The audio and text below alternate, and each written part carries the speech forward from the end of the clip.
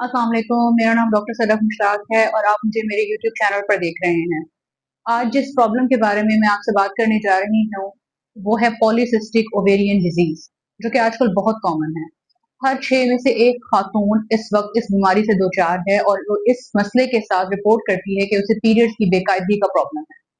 ये एक हार्मोनल बीमारी है। इस बीमारी के अंदर हार्मोन की बेकायदगी हो जाती है और ये खवातीन की अंडेदानियों को अफेक्ट करती है।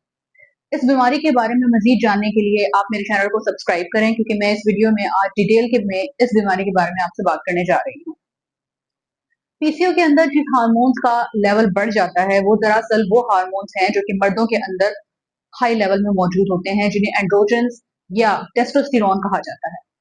इन हार्मोन्स के बॉडी में लेवल बहुत ज्यादा होने की वजह से कुछ अलामात फीमेल्स के अंदर आना स्टार्ट हो जाती हैं, जैसे कि माहवारी की बेकायदगी।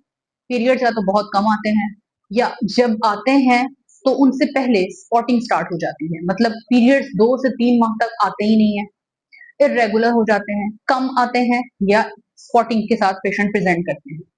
इसके अलावा फेस पर दाने निकल आना, सर के बाल बिल्कुल झड़ जाना और गिरना और कम हो जाना, और चेहरे पर ऐसी जगहों पर जहां मर्दों के बाल होते हैं, अपर लिप या बेयर एरिया, चिन साइड, जिन जगहों पे मेल्स के बाल ज्यादा होते हैं, वहां पर बाल आना स्टार्ट हो जाते हैं।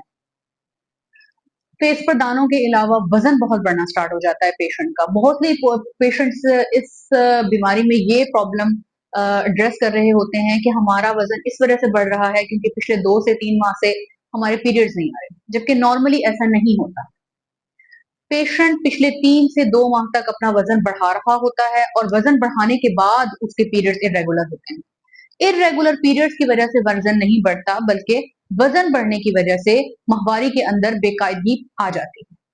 ये दोनों बहुत डिफरेंट चीजें हैं और मोस्टली पेशेंट इस चीज को आपस में कोरिलेट कर रहे होते हैं कि शायद हमारा वजन, हमारा जिस्म इसलिए फूल गया है क्योंकि हमें पीरियड्स नहीं आ रहे, जबकि इनवर्स रिलेशन है इस बात का।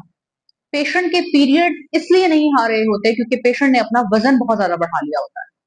पॉलिसिस्टिक ओवेरियन डिजीज एक मोरूसी बीमारी है और इसका माहौलियाती तब्दीलियों के साथ बहुत गहरा ताल्लुक है।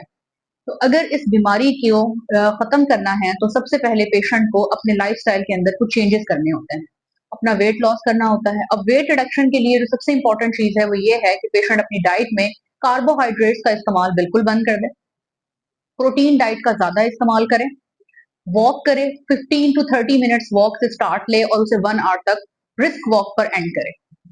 अपनी लाइफ के अंदर चेंजेस लाने के लिए अगर उसे हार्मोनल इरेगुलरिटी का सामना है और पीरियड्स भी उसके इरेगुलर हो चुके हैं, तो ऐसी सूरत हाल में पेशेंट को अपने पीरियड्स रेगुलर करने के लिए ओरल कंट्रासेप्टिव पिल्स भी दी जा सकती हैं।